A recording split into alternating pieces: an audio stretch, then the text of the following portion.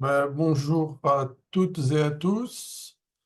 Donc, on a décidé de reprendre l'école de lupus, qui a été un vrai succès et qui permet de rentrer dans le détail et apprendre à nos patientes à mieux connaître la maladie et les médicaments qu'on utilise. Et donc, il y a tout un cycle qui est reparti, que vous avez dû recevoir. Donc, sinon, n'hésitez pas à demander. On vous enverra le programme. Euh, En fait, on s'est dit que dans la deuxième partie de cette école du lupus, on allait essayer d'entrer dans le détail pour certaines des problématiques qui sont des problématiques de nos patientes. Je vous rappelle qu'on est demandeur, hein, des suggestions si vous voulez qu'on traite certains sujets. Euh, et que les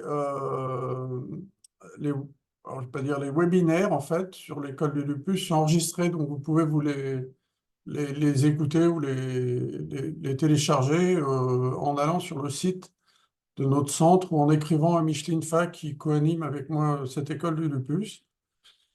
Aujourd'hui, on va parler d'un médicament, principalement, qui est un médicament très important qui s'appelle l'hydroxychloroquine, et puis on parlera également des immunosuppresseurs. Alors, je vous rappelle que si vous avez des questions, vous utilisez le chat.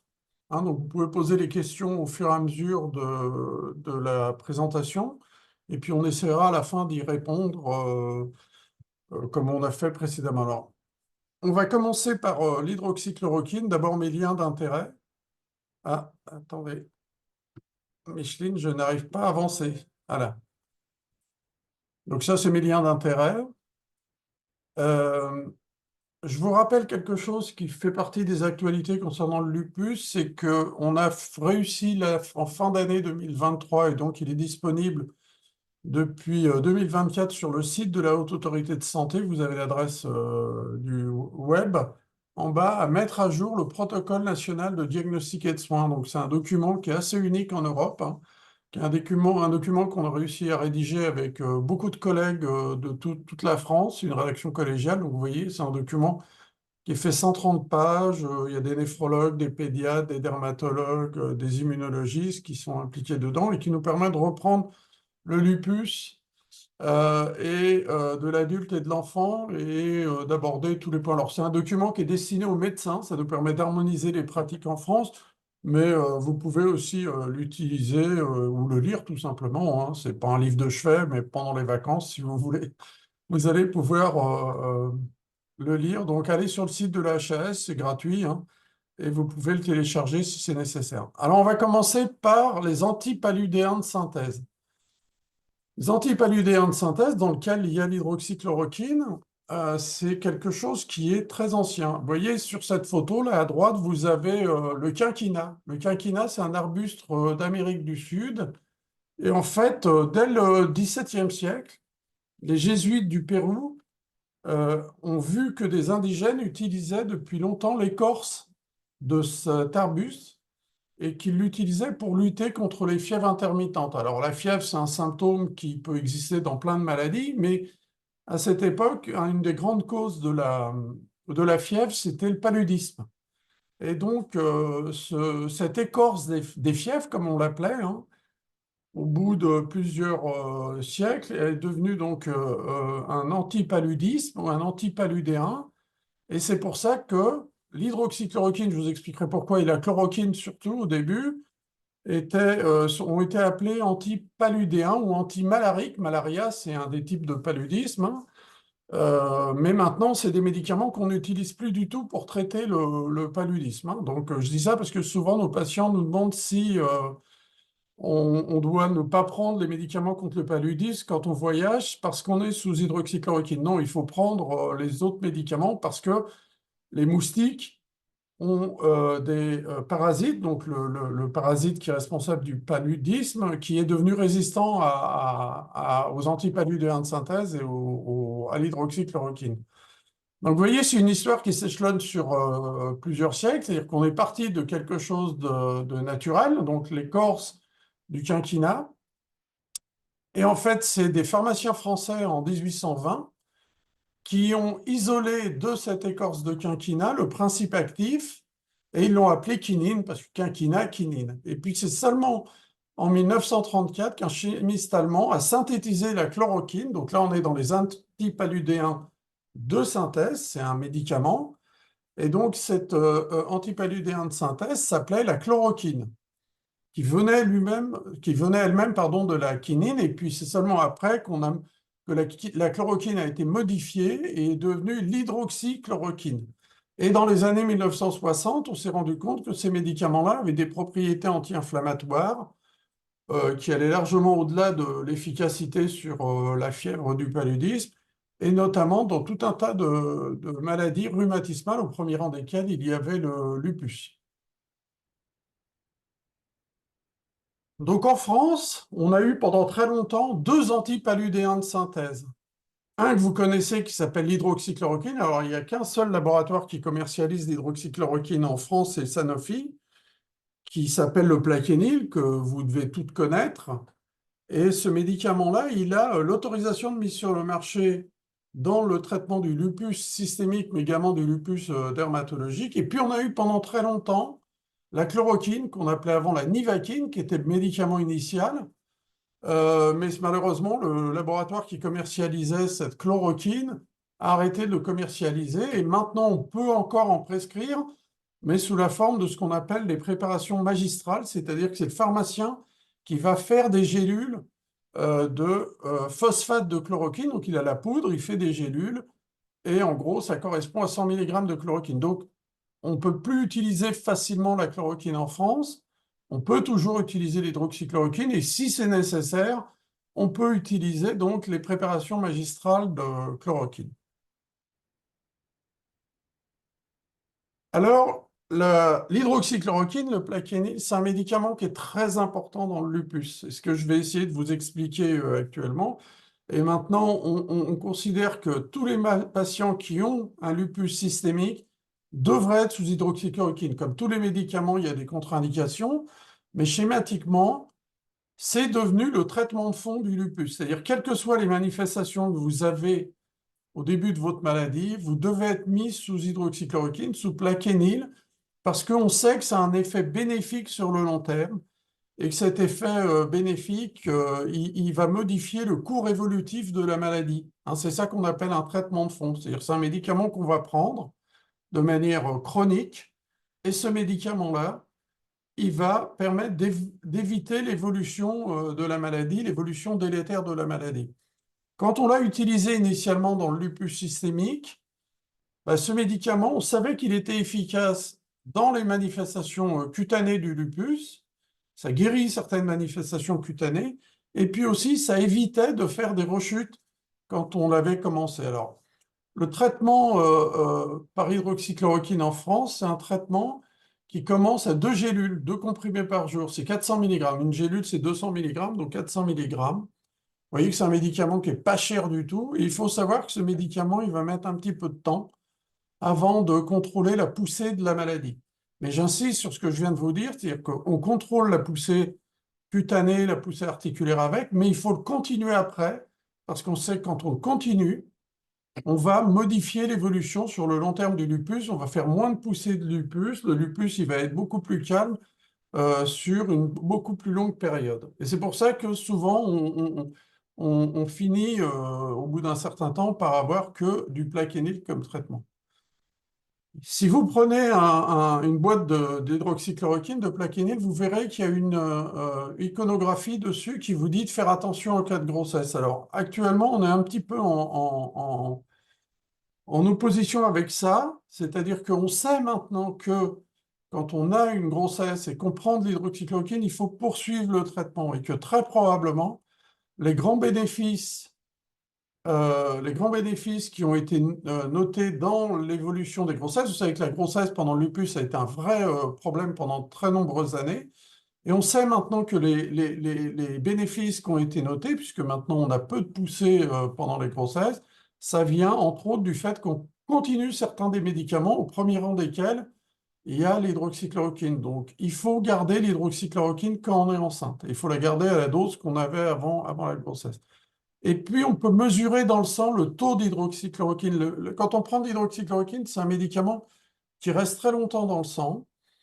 Et nous, on s'en sert et on le fait régulièrement. On peut doser dans le sang l'hydroxychloroquine et comme ça, on sait à peu près si notre patiente a pris correctement l'hydroxychloroquine dans les mois qui ont précédé la consultation.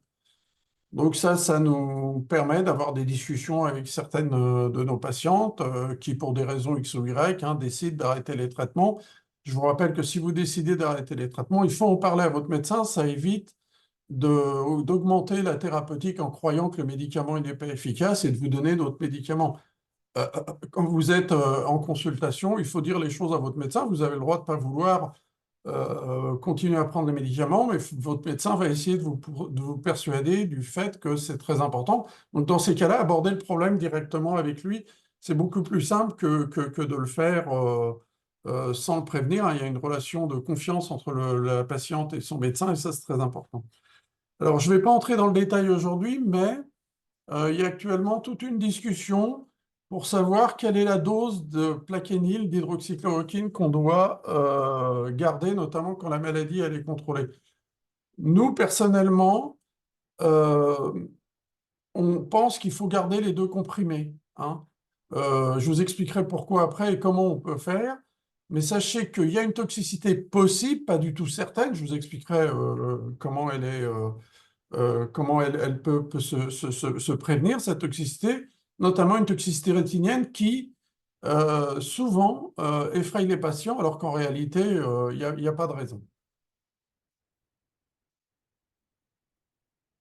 Alors, pardon, parce que la diapositive, elle est en anglais, mais ça, c'est dans la littérature internationale. Maintenant, c'est un médicament qui a connu un renouveau, hein, l'hydroxychloroquine. Pendant très longtemps, on pensait que c'était un médicament uniquement pour la poussée qui permettait de contrôler l'atteinte cutanée et l'atteinte articulaire. Non, on sait maintenant que c'est un médicament de fond. Et ça, c'est très important dans toutes les maladies rhumatismales inflammatoires.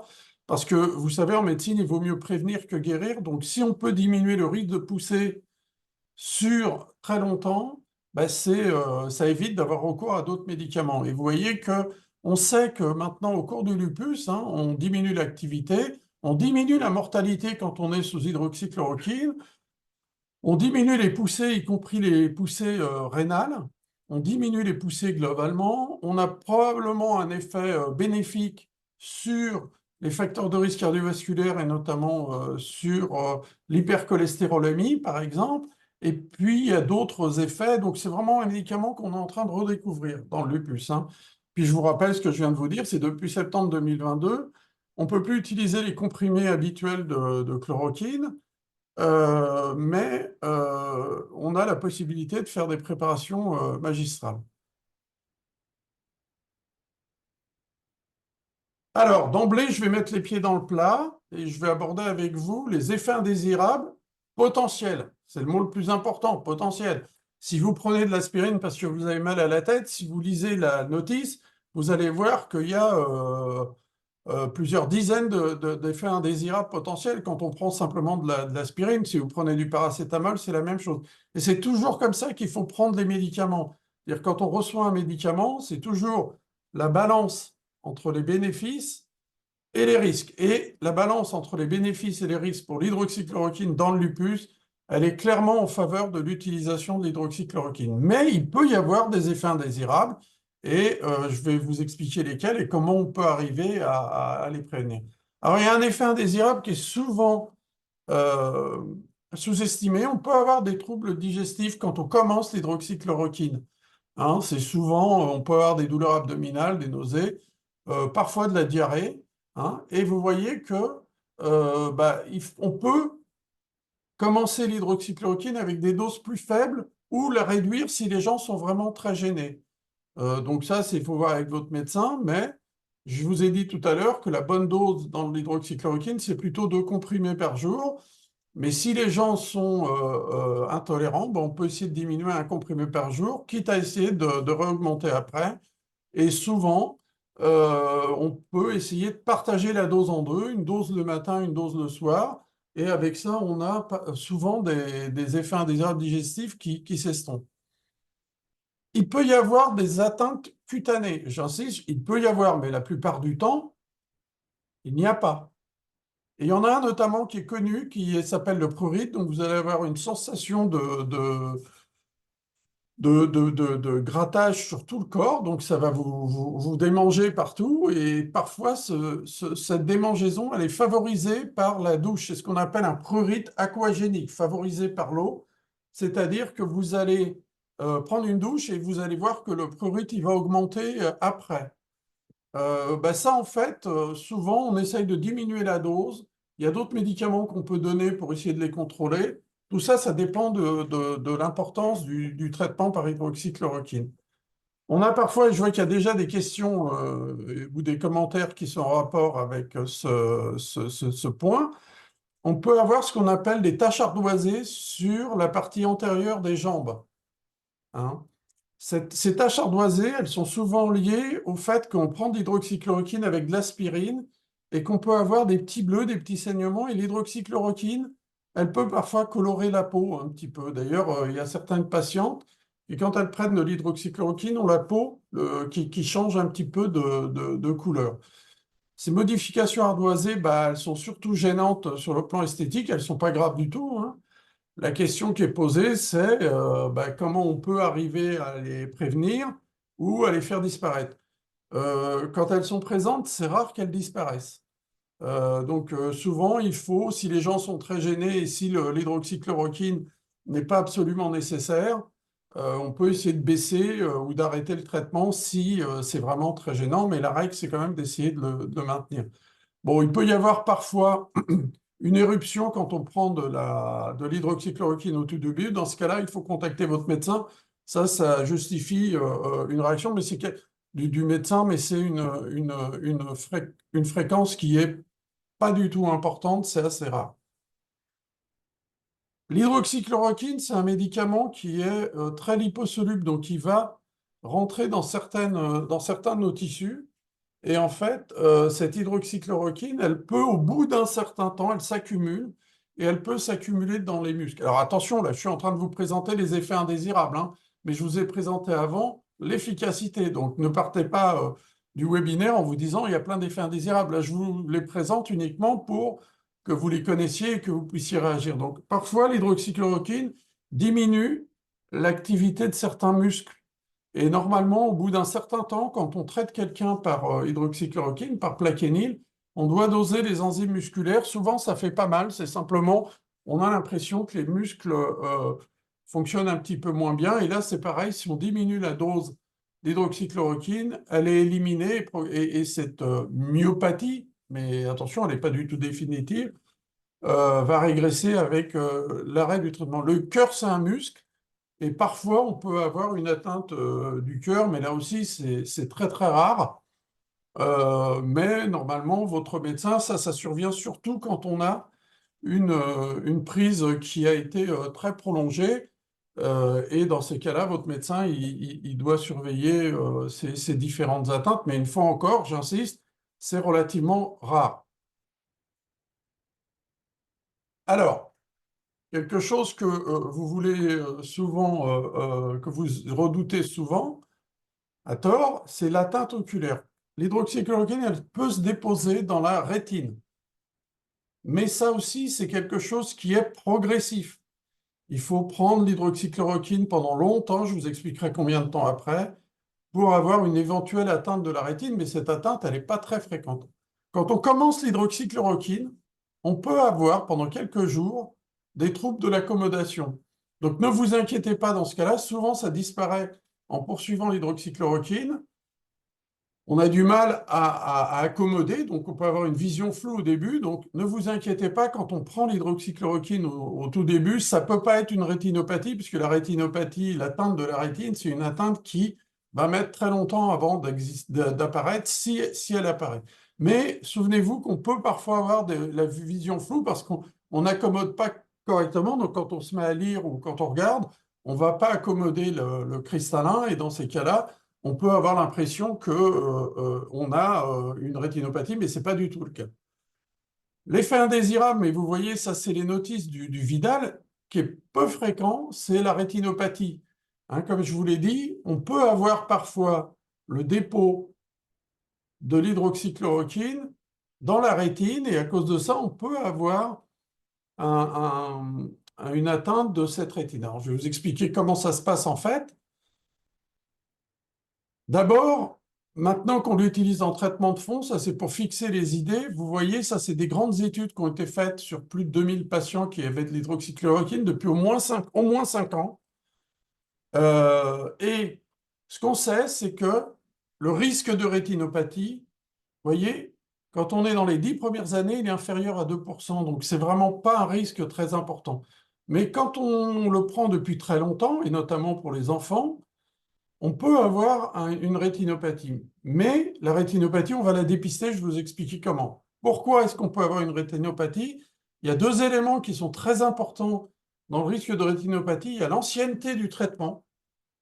Plus on le prend depuis longtemps, plus l'hydroxychloroquine peut s'accumuler dans certains tissus, et notamment dans le tissu de la rétine. Et puis, il y a la dose quotidienne. Donc, c'est un mélange des deux, mais c'est très variable d'une patiente à l'autre.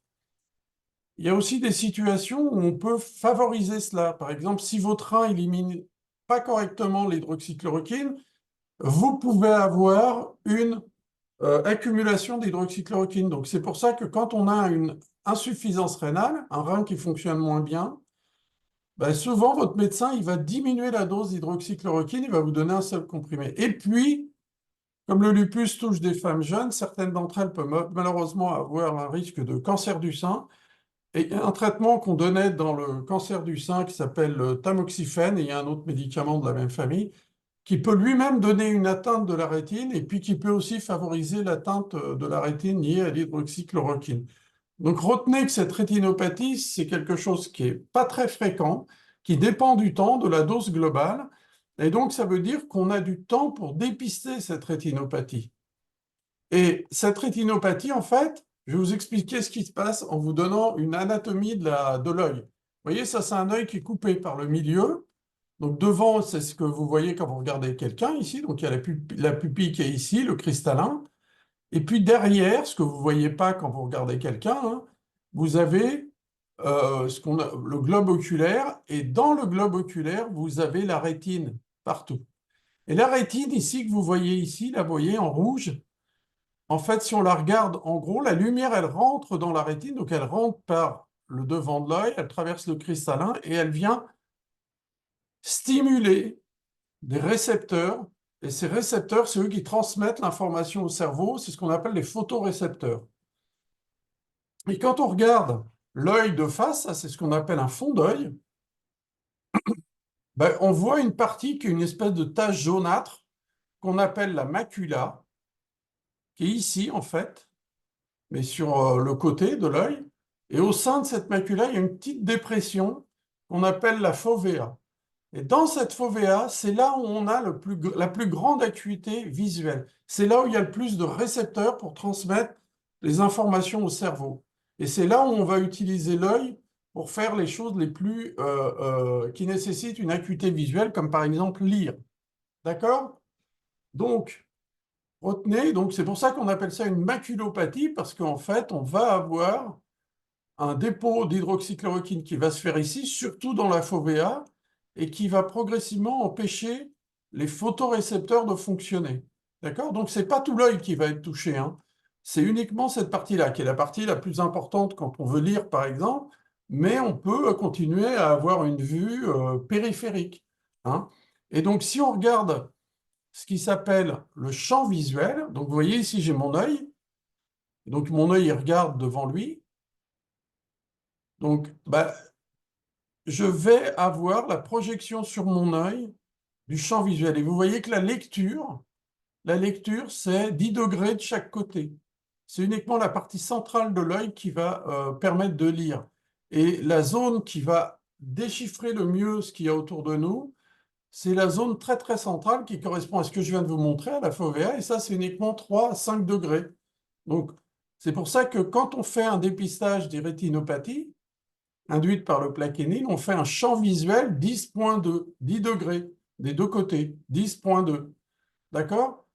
Et ça ne sert à rien d'explorer cette partie-là parce qu'on sait qu'elle ne va pas être touchée par l'hydroxychloroquine. Je reviens en arrière.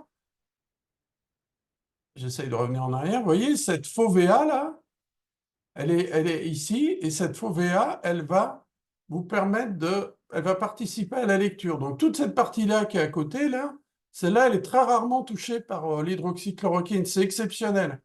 Ça peut se voir parfois chez les malades qui sont d'origine asiatique, mais la plupart du temps, c'est la macula ici qui est touchée, et au sein de la macula, c'est la fovea. Donc il faut explorer la partie du champ visuel qui est utilisée par la fovea, et cette partie du champ visuel, c'est ce que je viens de vous dire, c'est la partie très centrale. Donc il ne faut pas faire un champ visuel global pour essayer de dépister, il faut faire un champ visuel central, 10.2. D'accord? Donc ce champ visuel, en fait, ça fait partie des examens que vous allez faire régulièrement au bout d'un certain temps. Hein, je vais vous dire pourquoi après. C'est un examen qui est indolore, vous voyez, on pose la tête comme ça, et là on va avoir un champ visuel. C'est un examen qui nécessite d'avoir une bonne compréhension du français, et schématiquement, pour celles qui l'ont déjà fait, elles savent qu'on cache un œil, on dit on fixe un point, et on va dire à la personne de quantifier les points lumineux qui apparaissent, hein, quand ça arrive sur l'œil. Donc on va faire les points, on va les faire apparaître dans la partie qui concerne surtout la fovea. Et puis chez les patients qui sont originaires d'Asie, souvent on va élargir un tout petit peu parce que chez eux, les dépôts d'hydroxychloroquine peuvent se faire au-delà des 10 degrés centraux. Mais il faut faire vraiment le champ visuel 10.2 pour tester correctement la rétine. Et vous voyez ce qu'on peut avoir. Donc ça, c'est un champ visuel qui est normal. Et puis progressivement, on peut avoir, voilà, ici, c'est des points qui n'ont pas répondu, donc ils sont en noir. C'est-à-dire que le point, il est apparu, mais la patiente ne l'a pas vu. Et c'est un point qui est dans le champ visuel central. Et là, c'est bon, ça c'est excessif, et normalement, on doit avoir réagi bien avant. Vous vous doutez bien que on peut dépister de manière très précoce des anomalies sur ce champ visuel. Et c'est comme ça qu'on agit, en fait. C'est en faisant les champs visuels de manière précoce qu'on va voir des anomalies qui vont nous alerter, et ces anomalies, elles vont justifier soit la diminution, soit l'arrêt du plaquenil, alors même que la patiente ne s'est pas rendue compte qu'il y avait une petite perturbation de son champ visuel. L'autre examen qui est souvent fait, c'est l'OCT, c'est ce qu'on appelle la tomographie de cohérence optique. Donc c'est un nom un petit peu barbare. Retenez que c'est une échographie ou un scanner de la rétine. Vous vous souvenez tout à l'heure ce que je vous ai montré? Là, voilà, ça c'est la fovea. Donc ici, on est dans la macula, ici, et puis il y a le trou au centre, c'est la fovea. Et c'est là, on va avoir le maximum de photorécepteurs. Et donc, cette espèce de scanner de la rétine que vous voyez ici, donc c'est un examen qui est indolore, qui prend quelques minutes, qui ne justifie pas de dilatation. Et cet examen-là, ça va nous permettre de mesurer l'épaisseur à cet endroit-là. Et en fait, en fonction de l'épaisseur, de l'aspect un peu particulier, l'ophtalmologiste, il peut nous dire s'il y a une rétinopathie. Vous, vous doutez bien que si les récepteurs qui sont là, ils disparaissent, on va avoir un aspect un peu particulier de ce scanner. Donc, il y a deux examens qui sont très importants, qui sont d'une part l'OCT et d'autre part le champ visuel. Et vous voyez, ça, c'est les recommandations du protocole national de diagnostic et de soins dont je vous ai parlé au début.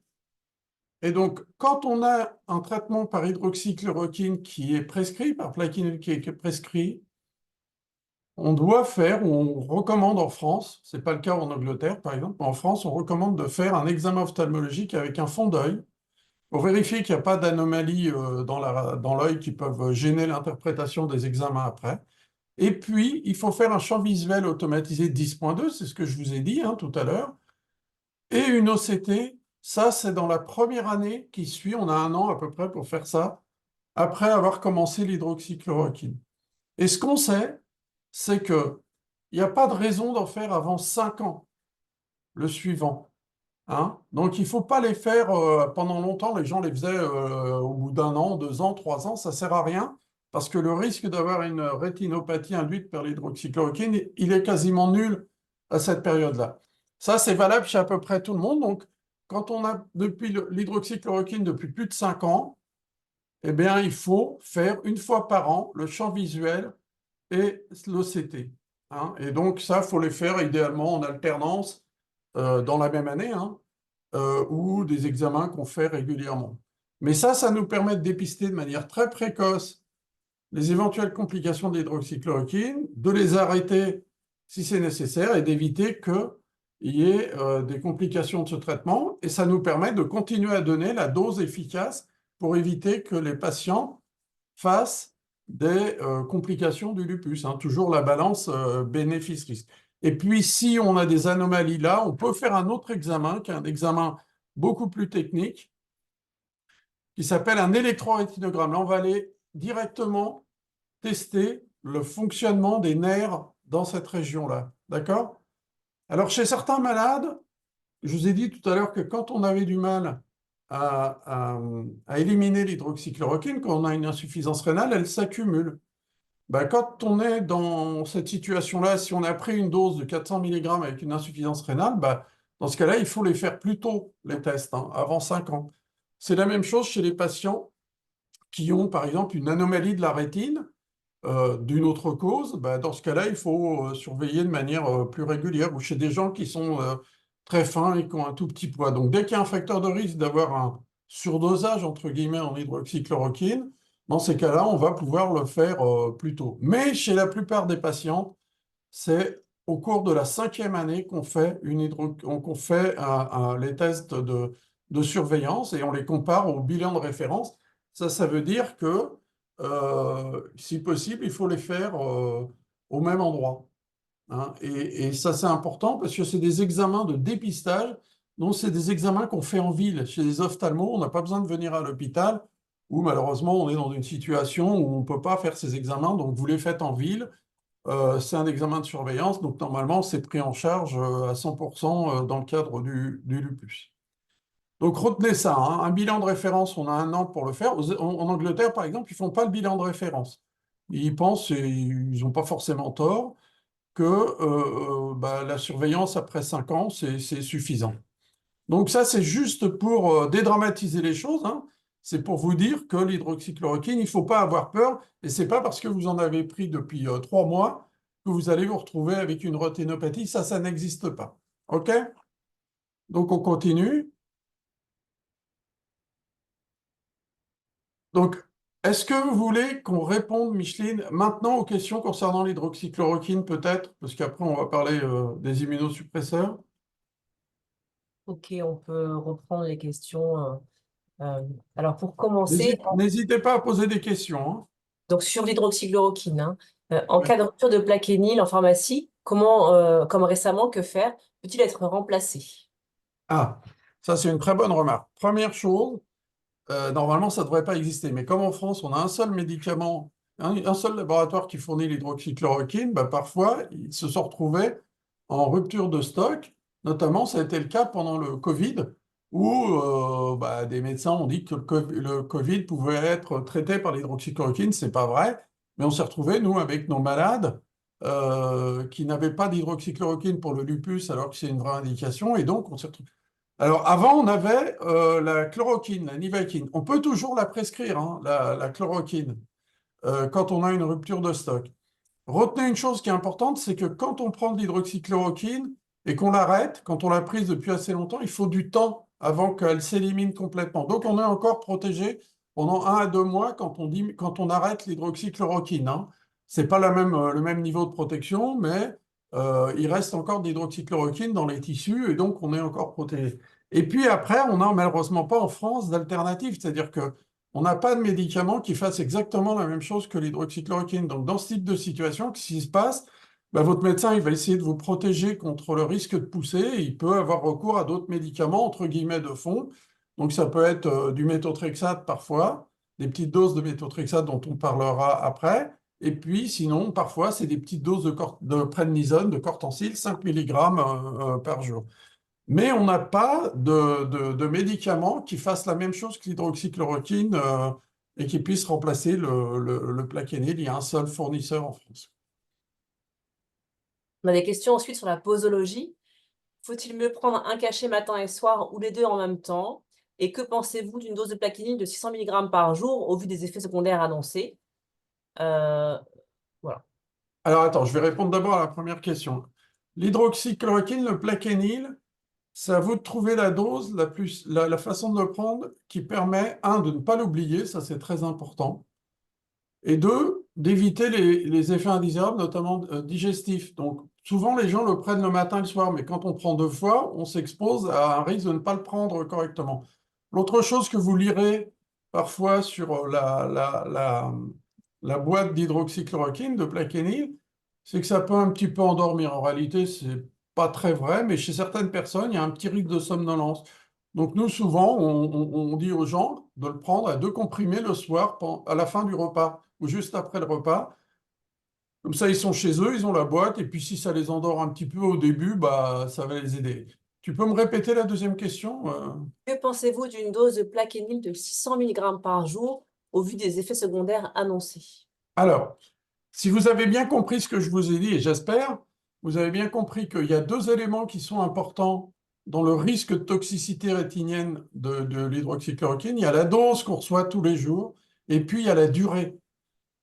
Donc parfois, on peut être amené à augmenter la dose à 600 mg, mais pendant une courte période. Il faut éviter d'avoir 600 mg pendant longtemps, parce que sinon là, on va avoir une dose augmentée et une durée, donc on va augmenter le risque d'avoir une rétinopathie induite par l'hydroxychloroquine. Mais souvenez-vous, et ça je crois que c'est le message le plus important, c'est que si vous faites les examens de surveillance, vous les dépistez.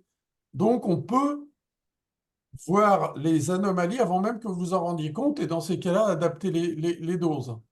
D'accord? Donc, globalement, on peut donner 600 mg, mais pendant une courte période. Souvent, le médecin augmente la dose parce que quand il fait le dosage est bas. Et parfois, les patients oublient de les prendre. Et quand on ne les prend pas correctement, ben, la dose, elle diminue. Donc, c'est typiquement une situation où votre médecin ne va pas vous demander si vous les avez bien pris, où il faut l'informer. Si vous ne les avez pas bien pris, ben, il va juste vous dire de bien les prendre tous les soirs. Et dans ces cas-là, il ne va pas augmenter à 600 mg. Donc, il y a une question avec cette thématique. Effectivement, je prends un jour 2 et un jour 3 comprimés de plaquenil depuis une dizaine d'années. Malgré tout, mon taux dans le sang est faible.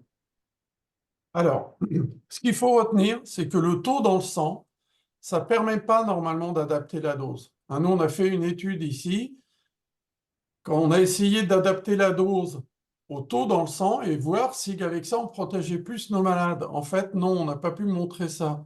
Donc, il faut éviter de dire, la dose, elle est trop faible, je veux augmenter, la dose dans le sang, elle est trop faible, je veux augmenter. Non, ça ne marche pas. L'hydroxychloroquine, maintenant, le Plaquenil, ça nous permet de savoir si les gens le prennent bien ou pas, globalement. Mais là, il faut qu'ils aient des taux très très bas. Quand ils ont des taux intermédiaires, on ne sait jamais si c'est des variations entre les patients ou si c'est parce que les médicaments ont été oubliés. Et ça, la question, elle est posée aux patientes, aux malades. C'est-à-dire que si vous oubliez, dites-le, c'est pas grave. Mais ça évitera, vous voyez, de faire une escalade thérapeutique. Hein? Donc ça, c'est le plus important. Ensuite, combien de temps peut-on prendre du plaquenil sans risque? Et le plaquenil est-il dangereux quand on le prend depuis de longues années, plus de 30 ans? Alors, non, vous pouvez le prendre pendant très longtemps. Moi, j'ai des malades qui en prennent depuis 30 ans, hein, et qui n'ont rien. Mais quand on le prend depuis longtemps, après 5 ans, il faut faire la surveillance. On ne sait pas pourquoi certaines patientes vont faire une rétinopathie et d'autres pas du tout. Moi, j'ai des malades qui en prennent depuis 30 ans, ils n'ont rien du tout, les examens sont normaux. Dans ces cas-là, vous pouvez continuer à les prendre. Le plus important, et c'est ça qu'il faut arriver à bien comprendre, c'est on a le moyen de dépister les complications. Et on sait que la dose, elle est à peu près autour de 400 mg. Donc si on est autour de 400 mg et qu'on fait une surveillance correcte et qu'elle est normale, cette surveillance, ben, il n'y a aucune raison de modifier la dose. Vous savez que le lupus, quand on s'éloigne de la ménopause, souvent il est moins actif. Donc on peut discuter à ce moment-là de baisser la dose d'hydroxychloroquine, mais c'est en fonction de l'histoire de la maladie. Ben Alors, voilà, il y a quelqu'un, c'est user PC, qui dit, moi je prends l'hydroxychloroquine depuis 30 ans, rien du tout. Oui, oui, on a beaucoup de patientes chez qui ça se passe comme ça. Moi maintenant, privilège de l'âge, il y a des gens que je suis depuis plus de 20 ans qui n'ont aucun problème avec l'hydroxychloroquine. Retenez que c'est rare, hein, la rétinopathie, hein, et qu'on peut la dépister. Alors, dans les autres effets indésirables, il y a une patiente qui dit qu'elle a fait un BAV complet et que la durée d'exposition du plaquenil a été établie comme cause. Est-ce qu'un suivi cardiaque est prévu au cours du traitement? Je ne suis plus sous plaquenil à l'heure actuelle. Alors, il peut y avoir, dans les effets indésirables, parfois des troubles de la conduction du cœur, hein. Le circuit électrique dans le cœur, il peut parfois être perturbé. Et comme je vous l'ai dit tout à l'heure, il peut y avoir des atteintes cardiaques au bout d'un certain temps, souvent, en rapport avec l'hydroxychloroquine.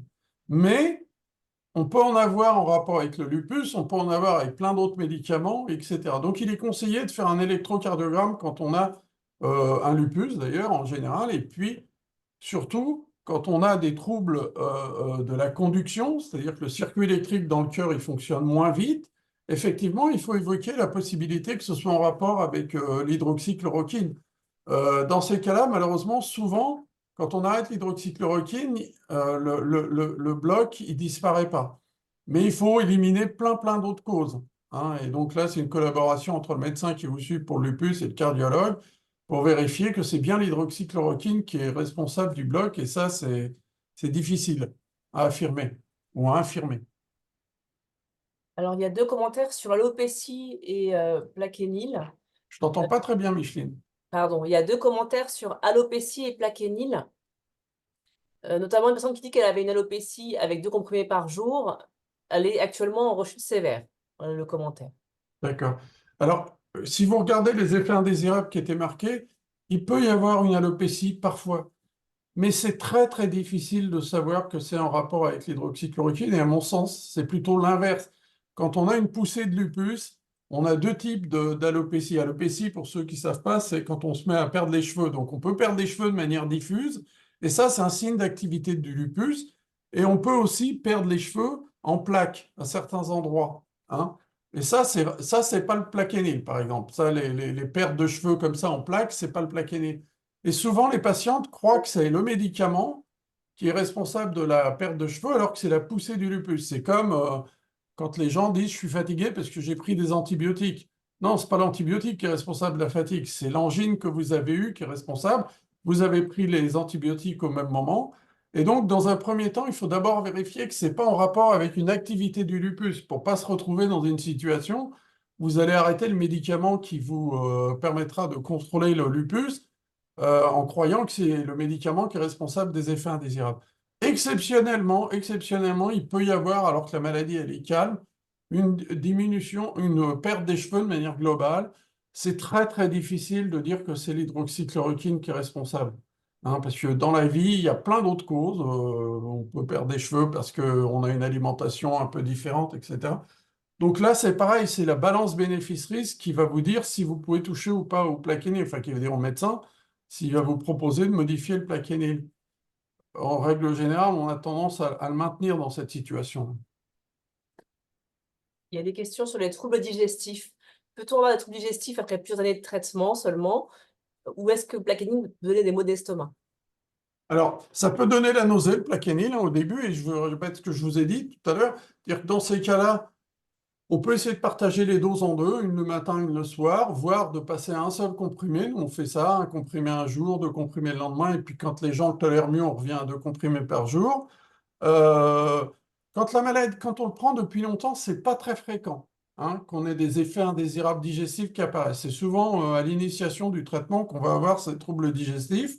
Donc dans ces cas-là, il faut aller chercher d'autres causes. Ça peut être des médicaments associés, des immunosuppresseurs dont je parlerai après.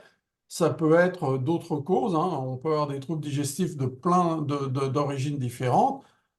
Schématiquement, quand on a des effets indésirables en rapport avec l'hydroxychloroquine, avec le plaquenil, ça ne fait pas maigrir. Donc, s'il y a un amaigrissement, là, il faut évoquer d'autres causes. L'autre question, c'était? Non, mais c'était ça. C'était est-ce que ça donne des maux d'estomac et est-ce que voilà. Oui, Il y a une question aussi sur le plaquenil. Est-ce que ça fait grossir puisqu'on est dans la thématique de l'alimentation? non, l'hydroxychloroquine, ça ne fait pas grossir. Non. Ça peut être les corticoïdes qu'on vous a associés ou ça peut être... il faut retenir le fait que quand on a un lupus, notamment articulaire, ben, on va moins se mobiliser, hein. Donc, on va diminuer la consommation d'énergie qu'on a tous les jours. Donc, on peut avoir une prise de poids à ce moment-là, quoi. Alors, il y a des questions en cas de rétinopathie. Est-ce que c'est dangereux de ne plus avoir de plaquenil quand on a un lupus? Et puis, est-ce qu'il y a des médicaments? Est-ce qu'on peut avoir un autre traitement si on doit l'arrêter à cause d'une toxicité rétinienne? Alors, en cas d'atteinte hépatique, c'est ça? Rétinienne. Le fait d'arrêter le traitement, est-ce qu'il peut être remplacé? Est-ce que c'est dangereux? Est-ce qu'on peut ne pas avoir de poussée? Une patiente dit qu'elle n'a pas eu de poussée après 2 ans d'arrêt. Alors, habituellement, on l'arrête pas, l'hydroxychloroquine, on peut l'arrêter, mais tardivement. Comme vous l'avez compris, c'est le traitement de fond, c'est le traitement le plus simple qui est dans le lupus. S'il n'y a pas d'effet indésirable, pendant très longtemps, on va essayer de le maintenir. Alors, retenez aussi que quand on avait encore la chloroquine, il y a des gens qui avaient des troubles digestifs, par exemple, qui prenaient pas bien le Plaquenil à cause de ça. L'hydroxychloroquine, en fait, on pouvait donner de la chloroquine. La tolérance, elle était souvent meilleure sur le plan digestif. Là, maintenant, on le fait moins à cause de la rupture, hein. Et quand les gens ont été exposés longtemps à l'hydroxychloroquine et à la chloroquine, dans ces cas-là, il y a un risque d'avoir une rétinopathie qui est un peu plus augmentée, hein. Mais de toute façon, il faut faire la surveillance, quoi. Et si on est obligé de l'arrêter à cause d'une toxicité de la rétine, peut-il être remplacé par un autre traitement? Alors, schématiquement, il y a deux façons de raisonner. La première, c'est si on a un lupus qui est calme depuis très longtemps, on a passé la ménopause, avec votre médecin, vous pouvez essayer de ne pas prendre d'autres traitements, d'accord? Mais si c'est pas le cas, bah, votre médecin, il va essayer de vous proposer un autre traitement de fond. Alors, on n'en a pas beaucoup, hein, dans le lupus, hein. On a surtout l'hydroxychloroquine, mais parfois, votre médecin peut vous proposer un autre médicament qui s'appelle le méthotrexate à des doses plus faibles, dont je vous parlerai après, ou parfois même des petites doses de cortencil.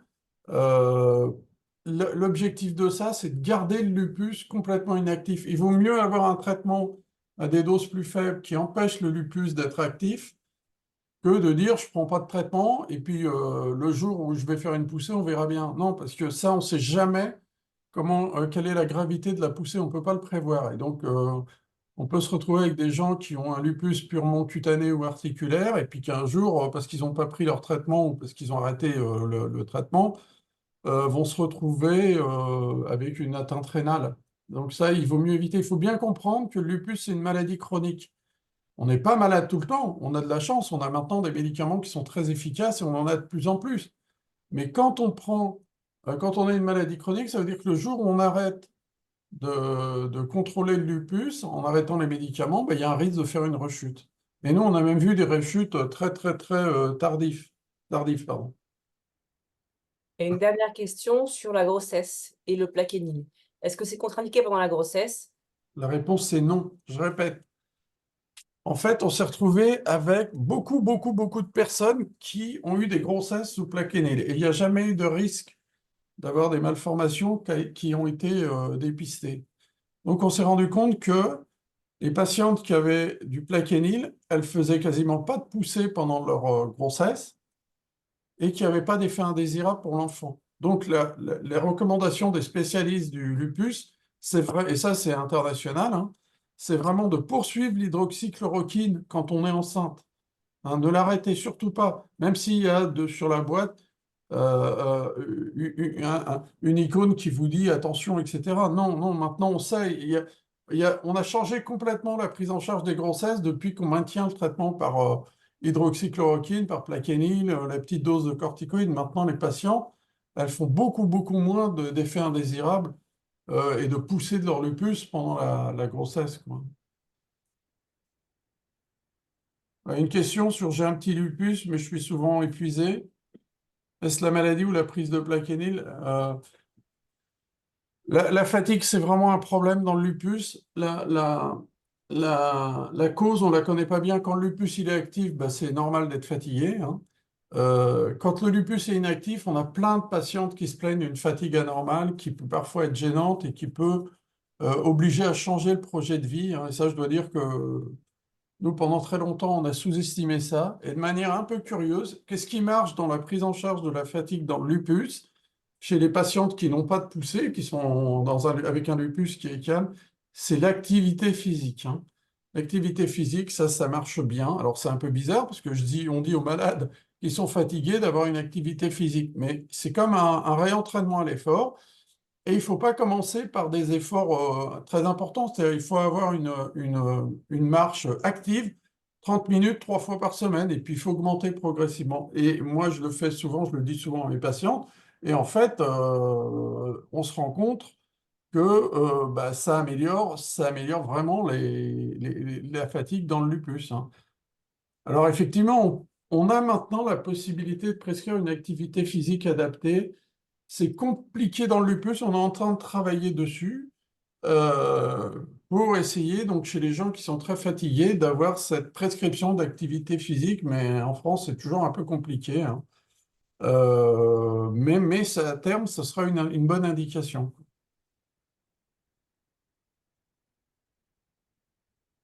Micheline?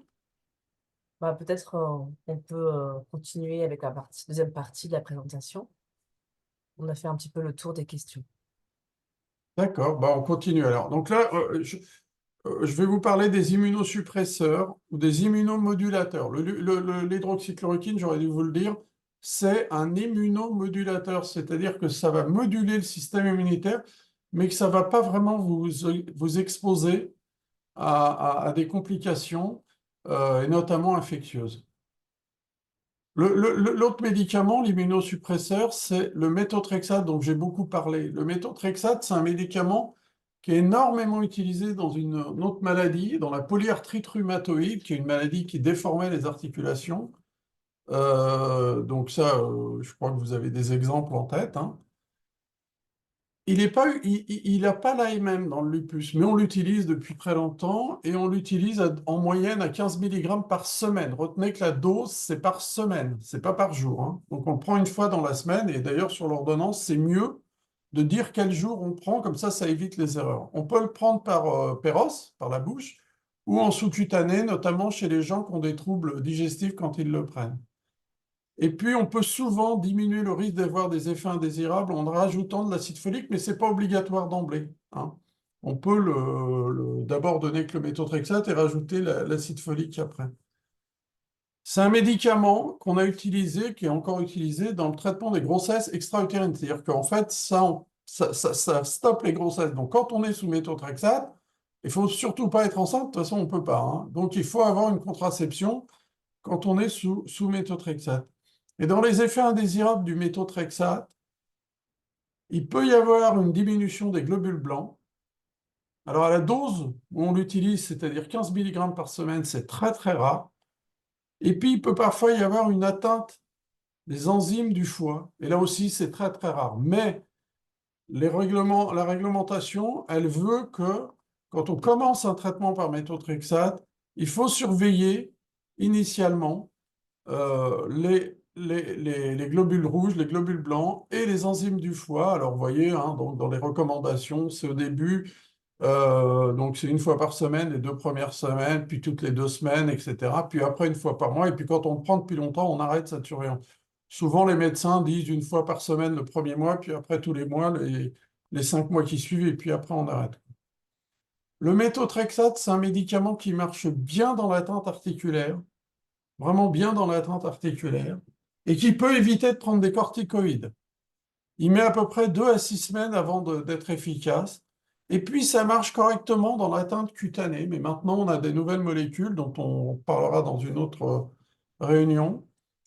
Et c'est un médicament qui doit être donné, mais après l'hydroxychloroquine pour l'atteinte cutanée et l'atteinte articulaire, sauf si vous avez une contre-indication, hein. Donc, on commence d'abord par l'hydroxychloroquine. Si le lupus n'est pas contrôlé et qu'on a encore une atteinte articulaire, bon, on peut rajouter le méthotrexate une fois par semaine. On ne peut pas être enceinte quand on est sous méthotrexate, hein. Et c'est pour ça que vous verrez souvent vos médecins vous dire que si on veut si vous voulez planifier une grossesse, ben, il faut envisager de contrôler la maladie, d'arrêter le méthotrexate et de voir si, quand on arrête le méthotrexate, le lupus, il reste calme avec l'hydroxychloroquine toute seule, par exemple, ou la petite dose de corticoïdes. Bah, en gros, on sait que quand on a été sous méthotrexate, quand on l'arrête, quelques jours après, on peut planifier une grossesse. Avant, on disait qu'il fallait beaucoup plus longtemps. Maintenant, on sait que c'est quelques jours. Donc, vous arrêtez le méthotrexate une fois que votre médecin vous a dit que vous pouviez l'arrêter. Et quelques jours après, ben, vous pouvez essayer de planifier une grossesse.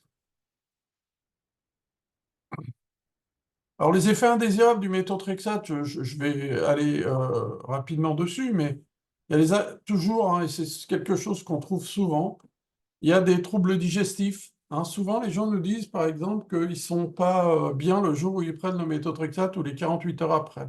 Dans ces cas-là, on peut baisser la dose de méthotrexate. Au lieu de donner 15 mg, on peut donner 12,5 ou 10 mg. Et puis, bah, si la dose, quand on baisse la dose, les troubles digestifs persistent, bah, on peut passer en sous-cutané. Hein. Donc, souvent, en sous-cutané, l'absorption ne se fait pas par le tube digestif, donc on peut avoir, mais ça oblige à faire une injection sous-cutanée par semaine, et on sait qu'il y a des malades qui n'aiment pas faire ça. Je reviens sur ce que je vous ai dit, hein. Donc, il peut y avoir une élévation des enzymes hépatiques au début, et l'élévation, elle est gênante quand elle est à 5 fois la normale. Donc, c'est pour ça que votre médecin, quand il vous donne du méthotrexate, il va surveiller les enzymes là, que vous voyez ici, donc ALAT ou SGPT, AZAT ou SGOT. Et si ça monte trop, il faut arrêter le méthotrexate et on peut le reprendre à des doses plus faibles après.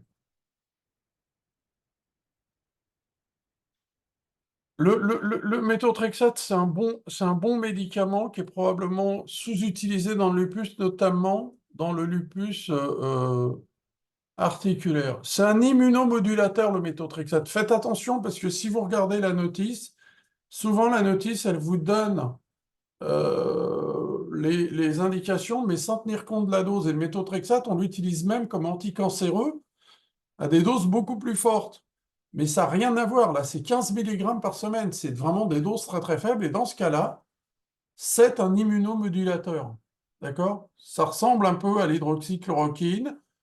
Ça ressemble un peu, puisque là, il y a une question aux 5 mg de prednisone. L'hydroxychloroquine, ça ne perturbe pas du tout la défense contre la plupart des infections.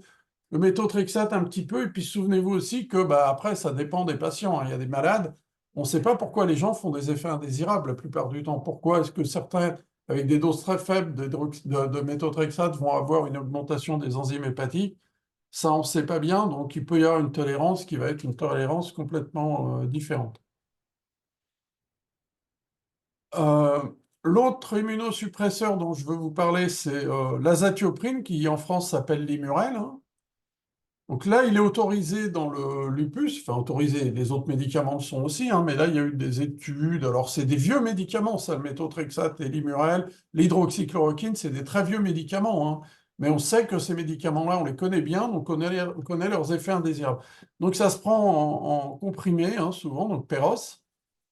La dose, souvent, elle est insuffisante, hein, et c'est à peu près 2 mg par kilo par jour.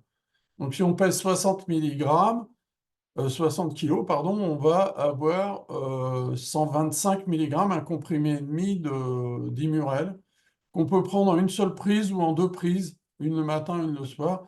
C'est un immunosuppresseur. Hein. C'est un immunosuppresseur qui est surtout donné dans le lupus rénal. Ce qui est important, c'est que ce médicament-là, il a été utilisé pendant très longtemps dans la transplantation. Donc on a une grosse expérience chez les malades qui ont été transplantés et on sait qu'on peut le poursuivre pendant la grossesse. Donc souvent, bah, par exemple, quelqu'un qui est sous méthotrexate, qu'on contrôlait, dont le lupus était à peu près contrôlé, on n'a pas envie d'arrêter le méthotrexate, mais un projet de grossesse, on arrête le méthotrexate, on met de l'Imurel à la place et on autorise la grossesse. Alors, quand on regarde les effets indésirables potentiels de l'azatioprine, de l'Imurel, alors faites attention parce que quand vous allez lire la notice, en fait, elle vous donne tous les effets indésirables potentiels, sans tenir compte du fait que, par exemple, l'Imurel, on l'a utilisé pendant très longtemps dans la transplantation, et dans la transplantation, il est associé à d'autres médicaments qui diminuent l'activité du système immunitaire. C'est ça qu'on veut, c'est-à-dire qu'il n'y ait pas de rejet. Donc, on va avoir des infections qui sont beaucoup décrites quand on est sous Immurel, mais qui ne sont pas très fréquentes au cours du lupus, parce que on a une immunosuppression qui est moins importante. Mais comme c'est un immunosuppresseur, on augmente le risque infectieux. On augmente le risque d'infection virale, hein. Et vous voyez donc on peut avoir d'autres infections, notamment quand on traite avec l'Immurel et d'autres immunosuppresseurs, c'est ce qu'on fait dans la transplantation. On peut avoir des globules blancs qui diminuent, des plaquettes qui diminuent, de l'anémie aussi, hein. Et donc on doit surveiller la numération, l'hémogramme. Donc ça, c'est les recommandations, toutes les semaines au cours des 8 premières semaines de traitement, etc. Et puis on doit continuer. Bon, schématiquement, les gens qui sont sous Immurel, au bout d'un certain temps, on arrête de leur demander de faire des prises de sang uniquement pour le médicament. En gros, on essaye de surveiller les effets indésirables de l'Immurel les 6 premiers mois, et puis après, on voit en fonction de l'évolution, quoi.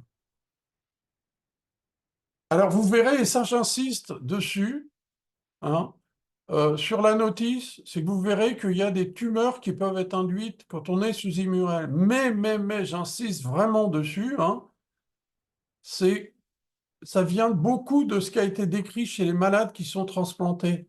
Et donc, ces malades-là, ils n'ont pas que de l'Immurel, ils ont d'autres médicaments. Au cours du lupus, par exemple, les cancers de la peau, c'est des cancers qui sont souvent favorisés par l'exposition au soleil. Or, nous, on recommande à nos patientes, hein, qui ont un lupus de ne pas s'exposer.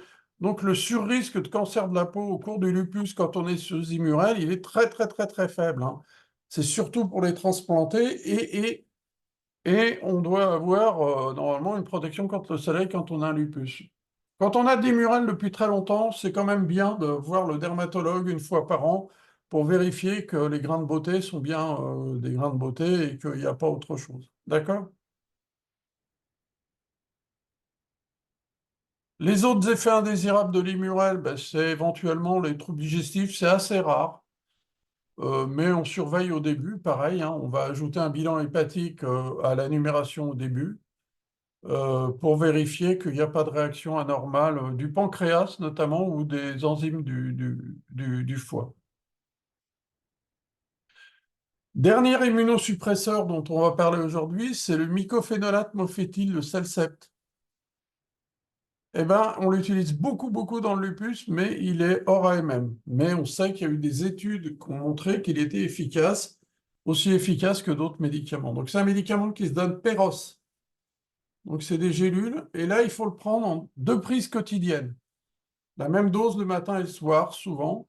Et schématiquement, la dose, c'est 2000 mg, donc 2 grammes, donc répartis en 1 gramme le matin, 1 gramme le soir, mais parfois on peut monter jusqu'à 1,5 mg, 1,5 g, 1500 mg matin, 1500 mg le soir. C'est surtout dans le lupus rénal, c'est aussi un immunosuppresseur. Donc il va falloir faire attention aux infections quand on est sous Cellcept.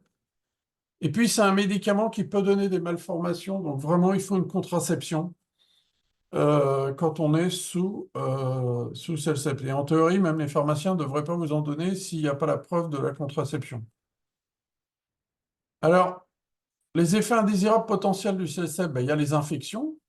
Donc, on va surveiller l'hémogramme comme pour l'Immurel. Il y a les troubles digestifs, notamment quand on a des doses un peu fortes. Donc, on peut avoir des nausées, de la diarrhée. Souvent, ça diminue quand on baisse la dose, hein.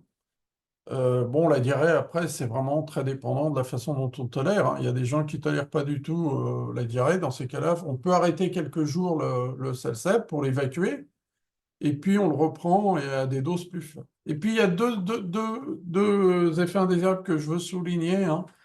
C'est les maux de tête. Il peut y avoir des maux de tête très importants quand on est sous Cellcept. Alors attention, ça existe aussi au cours du lupus, mais c'est une cause qui n'est pas souvent évoqué, le Cellcept, dans les causes de maux de tête. Et puis, il y a des cauchemars parfois chez certains patients qui reviennent de manière régulière, donc il faut y penser, hein.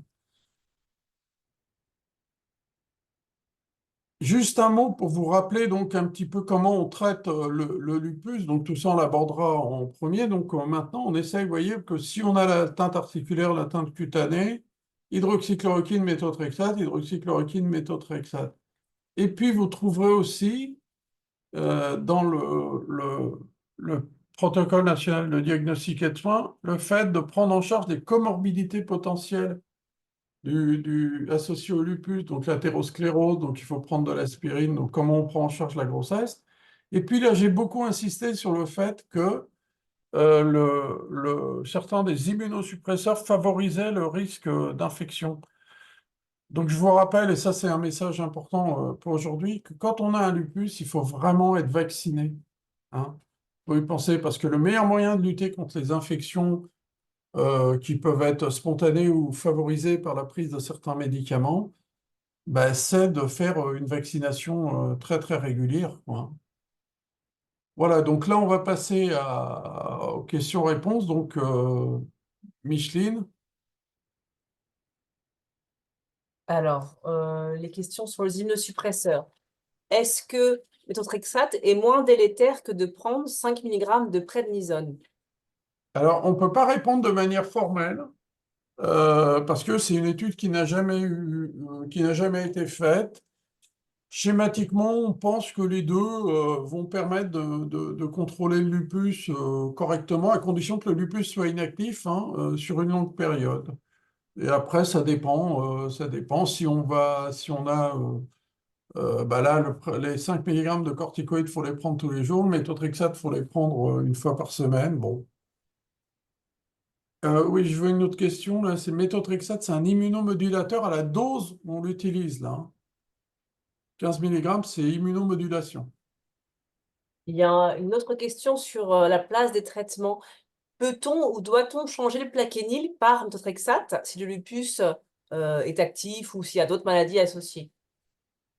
Le remplacer ou Oui, le ajouter? remplacer, c'est une question. Est-ce qu'on remplace en fait le plaquenil par exemple, méthotrexate? Non. La stratégie qu'on a dans le lupus, c'est la stratégie d'escalade progressive. J'ai une atteinte articulaire, j'essaye de la contrôler avec de l'hydroxychloroquine toute seule. Si ça marche pas, j'arrête pas l'hydroxychloroquine, je rajoute le méthotrexate.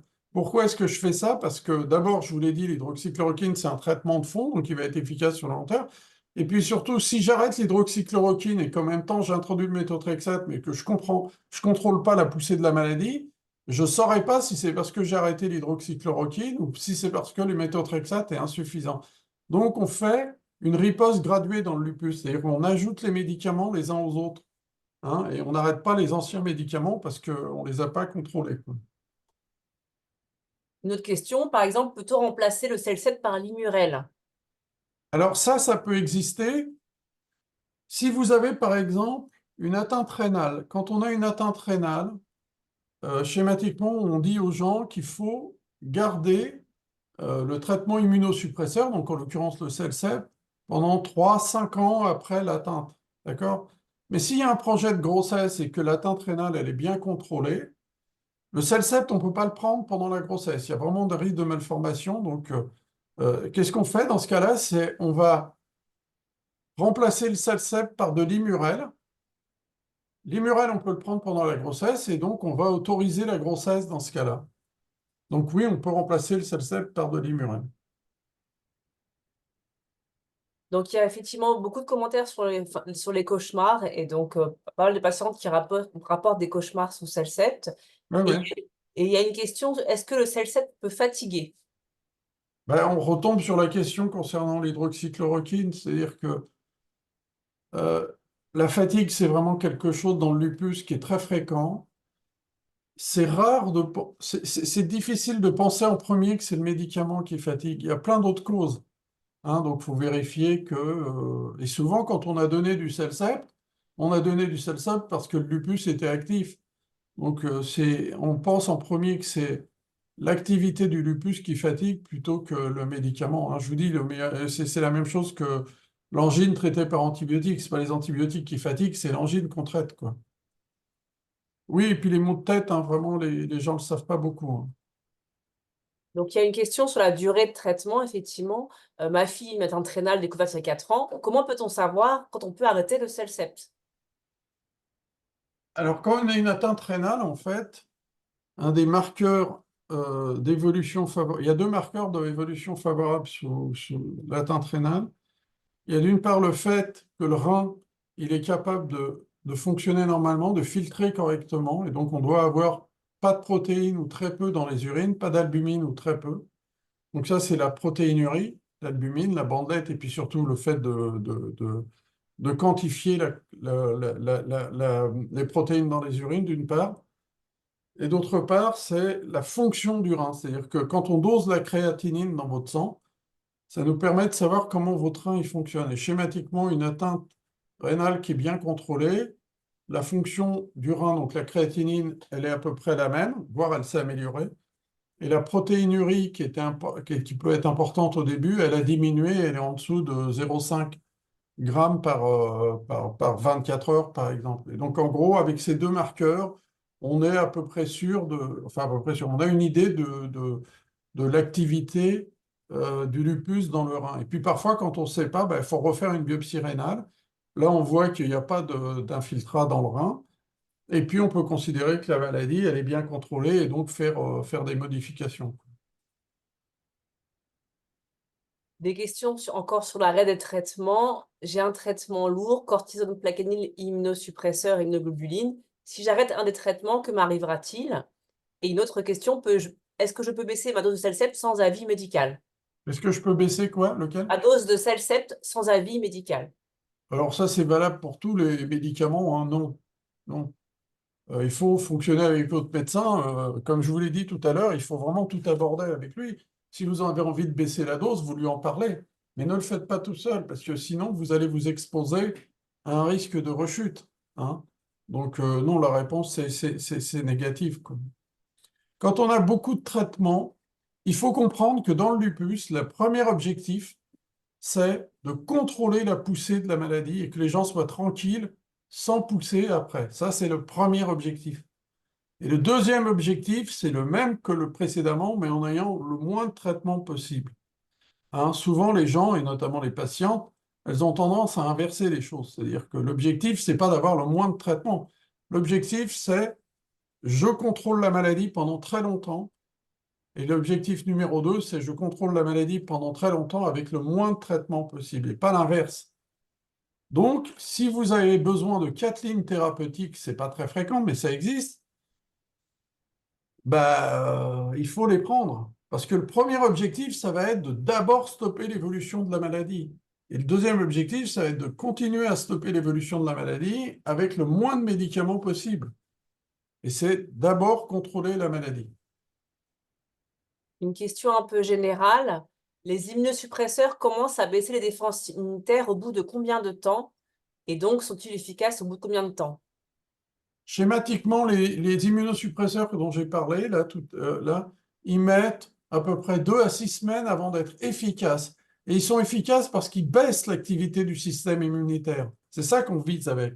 Donc, les effets indésirables potentiels, c'est-à-dire qu'on baisse trop l'activité du système immunitaire et donc il y a un risque d'infection, ben, c'est la même durée, hein, c'est 2 à 6 semaines, hein. Il y a beaucoup de questions sur le Benlysta. Allez-vous en parler dans l'arsenal thérapeutique? Quel est votre avis concernant ce traitement? Est-ce que c'est un immunosuppresseur ou non? Alors, d'abord, on a une session qui va être consacrée, hein, tu me Oui, corriges si je me trompe, aux biothérapies, Micheline, hein, c'est ça? oui, exactement. Donc on en parlera beaucoup, pas que du Benlysta, mais des nouveaux médicaments, hein. Donc il y a le Benlysta dedans, parce qu'il a eu des nouvelles indications. Donc le Benlysta, c'est un médicament, c'est ce qu'on appelle une biothérapie. Donc ça cible quelque chose, c'est un anticorps qu'on utilise, qui a été construit par le laboratoire et qui permet de cibler quelque chose de très spécifique dans le lupus dont on sait que c'est en excès. D'accord? Donc ça diminue l'activité du système immunitaire, mais de façon très pointue. Donc c'est pas un immunosuppresseur classique, ça va être un immunomodulateur, ce qui fait que le Benlysta, il est assez efficace dans certaines situations, mais il donne pas beaucoup d'effets indésirables de type infectieux. Donc, c'est un médicament qu'on va utiliser bah, après l'hydroxychloroquine, après le méthotrexate. On va le proposer. En plus, maintenant, il est disponible par voie sous-cutanée, donc les gens peuvent le faire à la maison. Et la tendance actuelle dans le lupus, c'est schématiquement de les mettre de plus en plus tôt. Euh, Quand on prend le Benlysta, par exemple, après l'échec de l'hydroxychloroquine, du méthotrexate, bah souvent, quand on contrôle la maladie, on la contrôle pendant très longtemps avec très peu de risques d'effets indésirables. Ça, c'est les résultats des études, hein. La tolérance sur le long cours, elle est très très bonne. Et donc, nous, on se demande si ça pourrait pas être un traitement de fond, mais il n'y a pas encore eu la démonstration de ça. Alors, je vois des questions, Micheline, je peux les prendre si tu veux au Bien fur et à sûr, mesure. bien sûr. Euh, donc, euh, euh, J'en ai vu une là, il y a...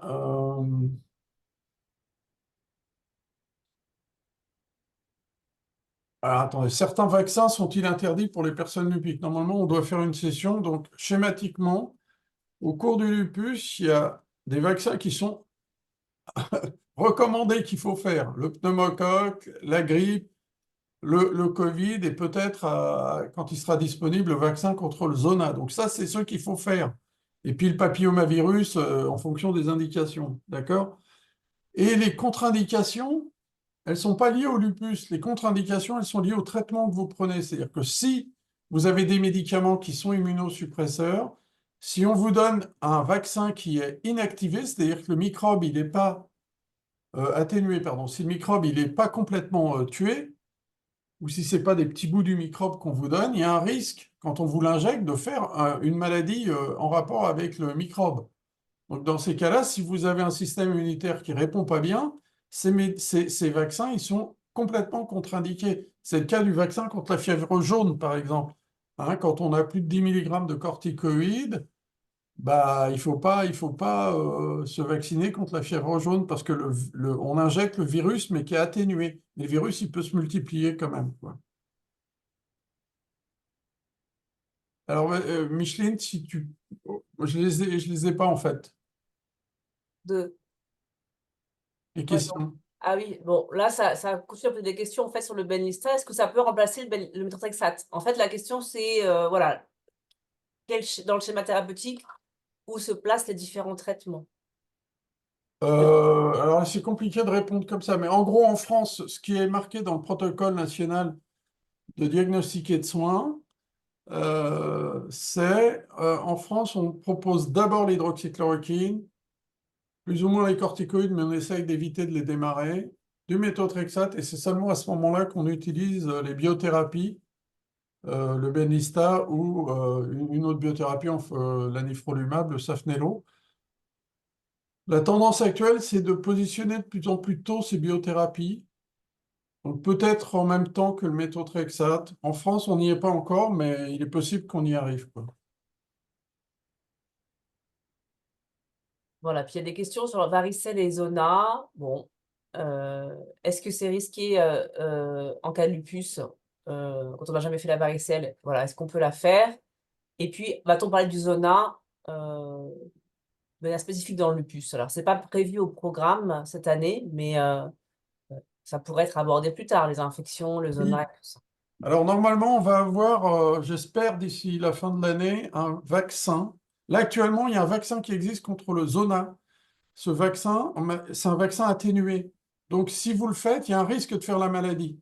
Donc quand on a un immunosuppresseur. Donc dans ce cas-là, on ne peut pas. Donc il faut prendre ce qu'on appelle un vaccin inactivé.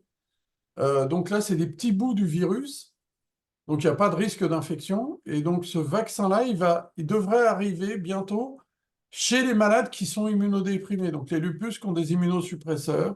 Et normalement, à ce moment-là, on pourra vacciner nos patients avec, quoi.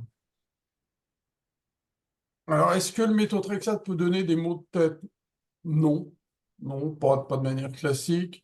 Est-ce que le Benlysta et le rituximab sont la même chose? Non. C'est tous les deux des biothérapies, des anticorps monoclonaux, c'est-à-dire c'est un seul anticorps, alors que nous, dans le sang, on en a des millions, des anticorps différents, qui ciblent quelque chose de précis, mais la cible des deux n'est pas du tout la même. Alors, euh, par quoi un corticoïde peut-il être remplacé? Ben là, je ne peux pas répondre, parce que bien évidemment, ça dépend de ce que vous avez comme atteinte, quoi.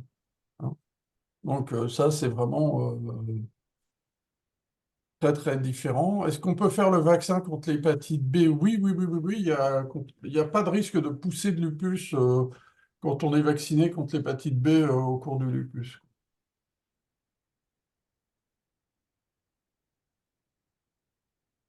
Alors, T'en vois d'autres, Lucie? il y a une question, mais plutôt sur les symptômes et que faire en cas de crise de lupus. Ça, on en parlera dans une session un petit peu dédiée sur les poussées de la maladie et les symptômes.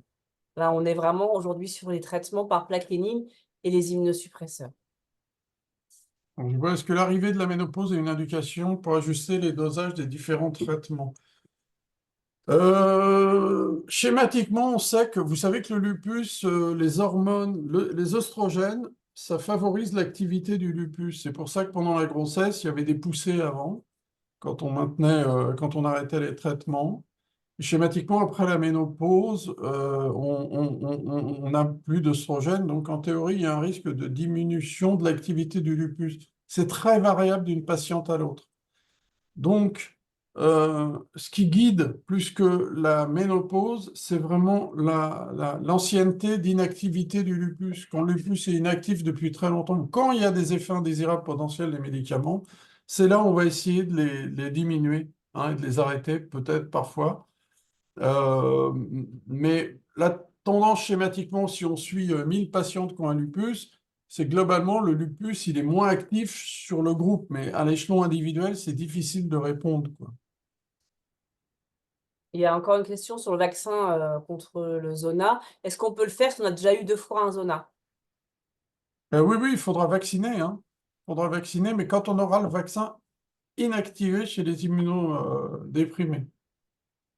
Et puis des questions sur les corticoïdes. Alors, il y aura aussi une session dédiée qui sera animée par le docteur Yeh sur les corticoïdes.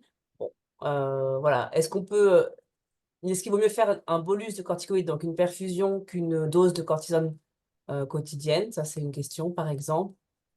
Alors, c'est pas la même indication. C'est-à-dire, ce qu'on sait quand on fait des perfusions de corticoïdes, ce qu'on appelle des bolus, des perfusions fortes, c'est que ça va agir très vite. Et nous, par exemple, c'est quelque chose qu'on fait chez les gens qui ont des manifestations articulaires qui sont gênantes. Pour éviter d'avoir à commencer les corticoïdes par la bouche, parce qu'on sait que quand on les commence par la bouche, c'est difficile de les arrêter, on peut, pour soulager rapidement les patientes, faire des perfusions de corticoïdes. Donc là, ça calme la maladie, mais la durée d'action de ces bolus, c'est de 3 semaines à peu près. Donc si on laisse les choses comme ça, la maladie, elle risque de chuter au bout de 3 semaines. Mais ce qu'on fait dans ce cas-là, c'est on essaye de ne pas commencer les corticoïdes et on commence le méthotrexate qui marche bien sur les manifestations articulaires. Et si vous avez bien suivi, je vous ai dit tout à l'heure, euh, quand le méthotrexate, il met 2 à 4 semaines avant d'être efficace. Donc on peut prendre des malades qui ont que du plaquenil, qui font une poussée articulaire, on leur fait une perfusion de corticoïdes fortes, les bolus, et on démarre le méthotrexate, mais on ne démarre pas les corticoïdes par la bouche, quoi. Il y a une question sur les immunosuppresseurs. Combien peuvent-ils être pris au maximum? Combien d'années maximum peuvent-ils être pris? Est-ce qu'on a une durée de Alors, traitement? c'est une bonne question. Il y a pas de réponse formelle, hein. C'est-à-dire que ce qu'il faut comprendre, c'est que chez quelqu'un, par exemple, qui a fait une ou deux poussées de lupus rénal, on ne veut pas qu'il y ait de nouvelles poussées de lupus rénal. Donc, ce qu'on va essayer de faire, c'est de contrôler la maladie pendant très longtemps. Ça, c'est la première chose. La deuxième chose, c'est qu'on sait que quand on utilise les immunosuppresseurs dans la transplantation, les gens ils sont transplantés pendant très très longtemps, hein, par définition, ben, on a une idée à peu près de la tolérance au long cours des immunosuppresseurs.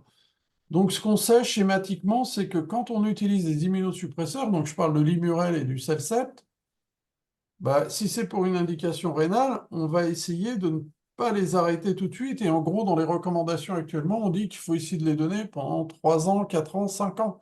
Parce que ce qu'on veut pas, c'est que les gens fassent une nouvelle poussée rénale. Et puis après, dans la vie, on a plein de situations. J'ai abordé tout à l'heure le fait que bah, si la patiente veut programmer une grossesse, si c'est possible du fait de sa maladie, bah, on va arrêter le Celcept, on va le remplacer ou pas par de l'Immurel.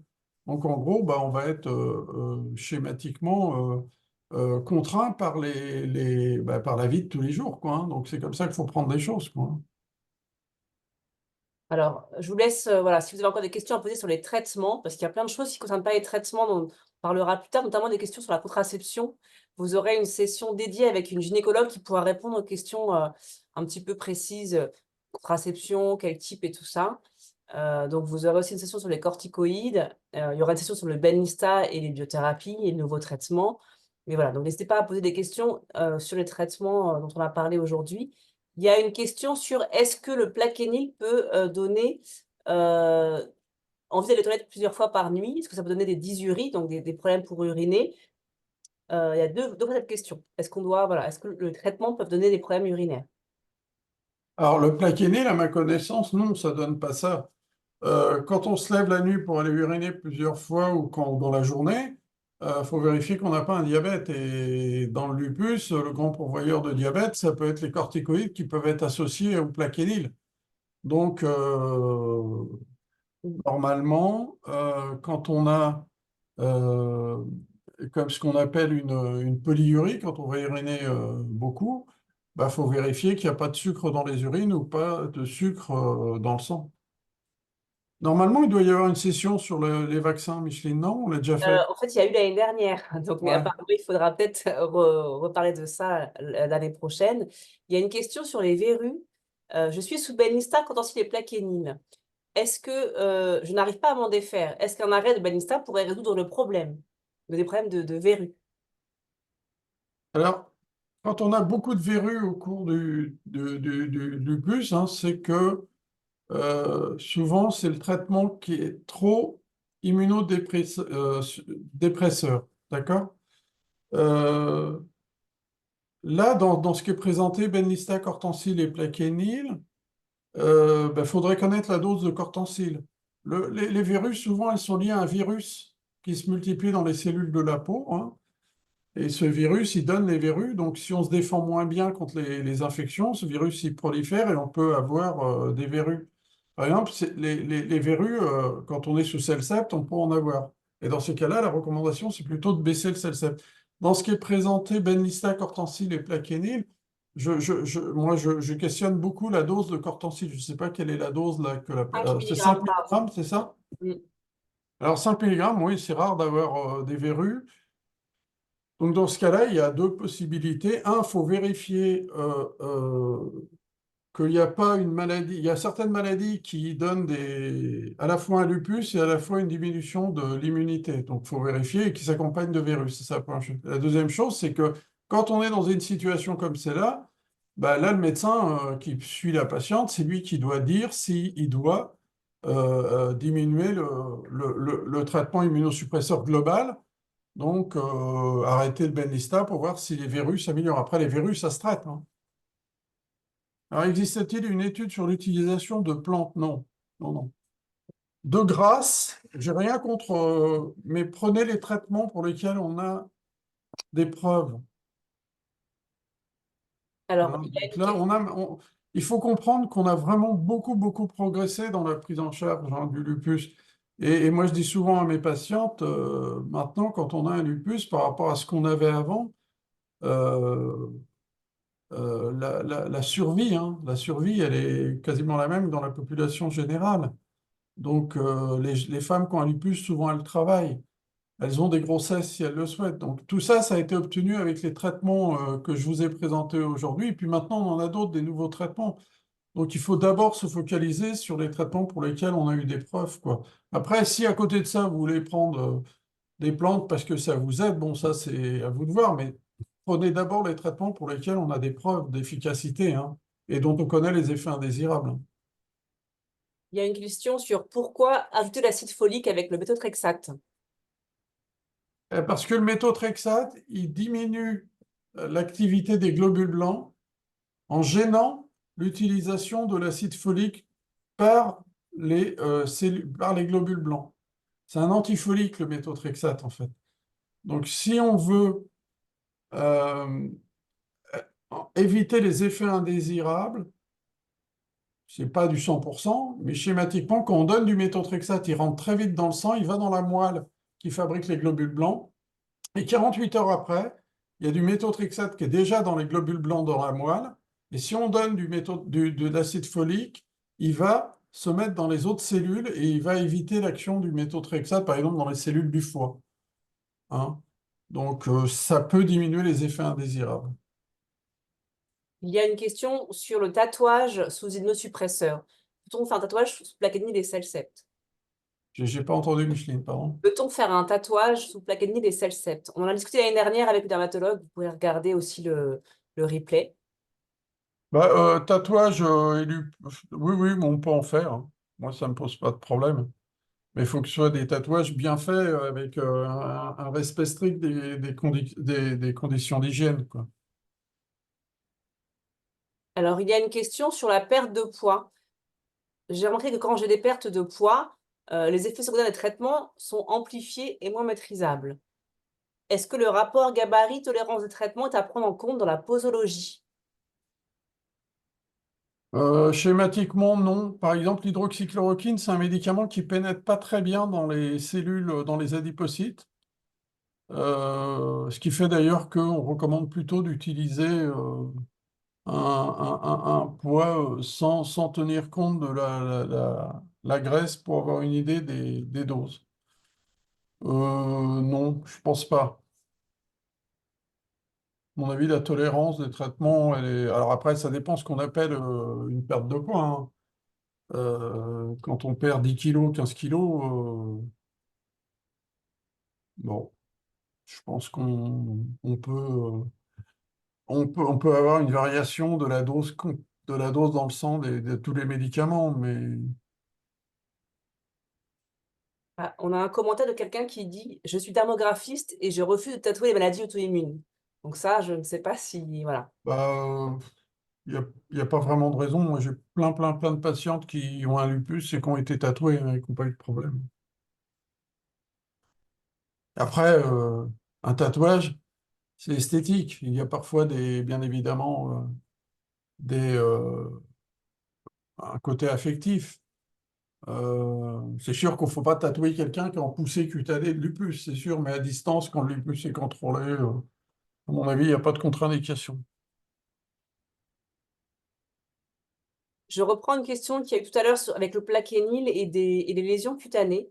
J'avais de gros bleus sur les jambes sous plaquenil douloureux. Est-ce que c'est possible, voilà, que ce soit lié au plaquenil?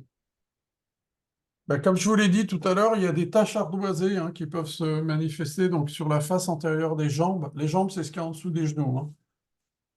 C'est rarement douloureux. Ça peut l'être au tout début parce que c'est des petits bleus, mais sinon, c'est rarement douloureux. Donc, faut évoquer autre chose.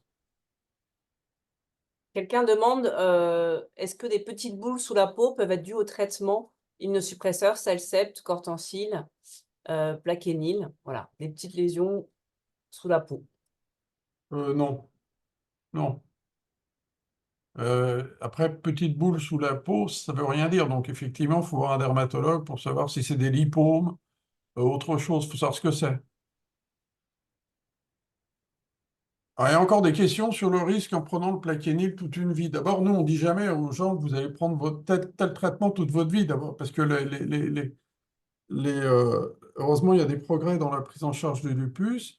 Et une fois encore, ce que j'essaye de vous dire aujourd'hui, c'est qu'on a les moyens de savoir si le plaquenil est bien toléré sur le plan rétinien. Donc, si vous faites correctement la surveillance, puis il y a d'autres choses, hein, on dose les enzymes des muscles pour vérifier, on peut faire un électrocardiogramme au bout d'un certain temps, ben, on peut prévenir les complications. Et donc, s'il n'y a pas de complications, et si le lupus il a été très actif avant, on ne va pas avoir envie de modifier les doses, quoi. Mais vous ne prendrez pas le plaquenil toute votre vie, hein. Au bout d'un certain temps, on va essayer de le diminuer. Sauf si vous avez fait une poussée il y a un an, on ne va pas avoir envie d'arrêter le traitement, quoi.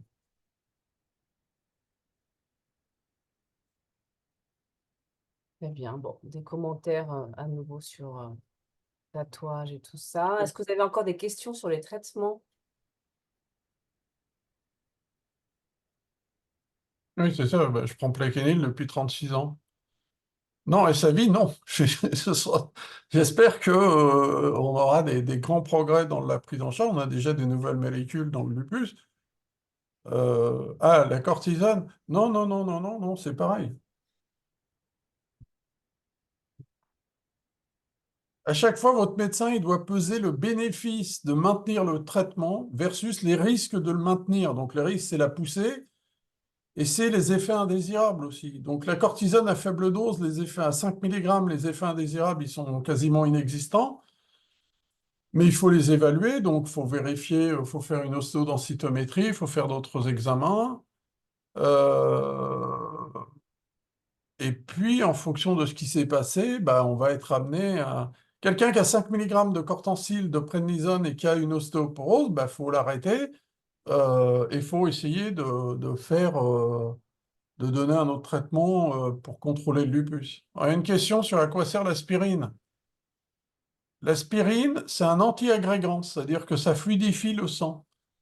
Et au cours du lupus, en plus je reconnais la personne qui pose la question, au cours du lupus, on peut avoir dans le sang des anticorps qui favorisent les caillots. C'est ce qu'on appelle les anticorps antiphospholipides. Mais on n'a pas fait de caillots. Donc pour éviter, parce que quand on fait un caillot, on doit avoir un anticoagulant, pas un antiagrégant. Donc là, c'est de la coumadine. Quand on n'a pas fait de caillot, mais qu'on a dans le sang des anticorps, eh ben, on prend de l'aspirine pour éviter que le sang y coagule. Donc, c'est des choses qu'on donne pendant la grossesse et qu'on donne en dehors. Donc, quand on a un lupus avec dans le sang des anticorps antiphospholipides, mais qu'on n'a pas fait de caillots, ben, on prend de l'aspirine pour éviter de faire des caillots. Alors, tiens, il y a une question sur la place des traitements encore. En Suisse, on propose Benlysta et pas méthotrexate. Est-ce que je devrais prendre méthotrexate avant? Est-ce que parce qu'il y a plus de recul? Ben, je ne peux pas répondre à cette question parce qu'il faut connaître l'indication. C'est quoi l'indication? C'est pourquoi Quel type épine de maladie? on essaye de pas on essaye de pas répondre directement aux consultations. Donc,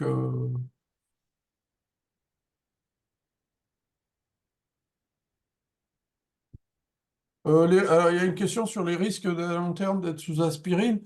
Honnêtement, c'est donné dans d'autres maladies. Les risques, ils sont pas très élevés, mais comme l'objectif, c'est d'éviter que le sang il coagule, votre sang il est un peu plus fluide. Donc, vous pouvez avoir des hématomes, vous pouvez avoir aussi parfois des saignements, hein. Donc, c'est ça les risques de l'aspirine, mais souvent, c'est des risques minimes, donc, qui sont contrebalancés par le bénéfice, quoi. Voilà, merci Micheline, t'as indiqué qu'on pouvait retrouver la, la, la présentation sur tatouage, injection esthétique, hein, sur le site de la Pitié, regardez dans le chat. Je suis atteint d'ostéoporose et je prends 5 mg de cortencil, est-ce bon? Ben, là, c'est typiquement une situation, s'il y a une vraie ostéoporose, on va essayer d'arrêter les 5 mg de cortencil.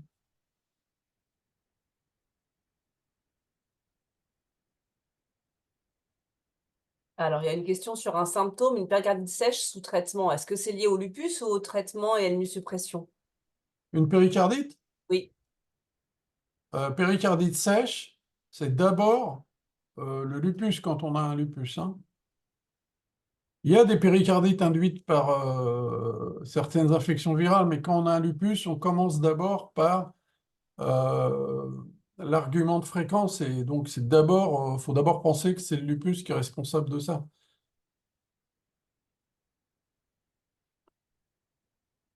Peut-être qu'il y a une question, Micheline, c'est est-ce qu'on peut trouver la vidéo sur les Alors, vaccins? je suis en train de répondre. Malheureusement, on n'a pas la vidéo, mais on reprogrammera, je pense, une session parce qu'il y a beaucoup de questions encore sur tout ça. Donc, on reprogrammera, à mon avis, un webinaire vraiment que sur la vaccination et surtout avec la nouvelle arrivée du vaccin contre le Zona. Alors là, il y a une question, c'est est-ce que pour aider à diminuer le cortencil, on peut utiliser un bolus chez corticodépendance? Non. Non, non, non, non, parce que si vous faites ça, quand vous faites des bolus, c'est des corticoïdes que vous donnez, mais à dose forte sur une courte période. Donc, vous n'allez pas diminuer la dépendance au cortencil en donnant d'autres corticoïdes, quoi. Donc, on fera une session sur les vaccins, mais de toute façon, on va attendre d'avoir le vaccin contre le zona disponible. Donc, ça devrait être d'ici la fin de l'année. Alexis, qui avait fait la présentation, va en parler. Alors, est-ce que les différents traitements immunosuppresseurs permettent une réduction des corticoïdes? Oui, c'est un des objectifs. Le traitement immunosuppresseur, il agit lentement, mais il agit dans la durée. Et donc, il va permettre de diminuer les corticoïdes. Hein, c'est pour ça que de plus en plus, on l'associe à l'hydroxychloroquine ou aux corticoïdes, parce que ça permet de passer un cap et de baisser plus vite les corticoïdes. Schématiquement, les corticoïdes, ce sont des très bons médicaments, mais à la à dose forte ou moyenne, ils peuvent donner des effets indésirables. Donc, on essaye de les diminuer rapidement. Et donc, les immunosuppresseurs, le méthotrexate, l'Immurel, enfin, le méthotrexate, c'est pas ils permettent souvent de faire une diminution rapide des corticoïdes, quoi. Très C'est bien. quand la prochaine date? Donc, dans 4 semaines, on parle des symptômes qu'on doit connaître dans le lupus. Donc, la prochaine session, ce sera donc le lundi 13 mai. Ouais, ben merci beaucoup. Bon, ben, au revoir.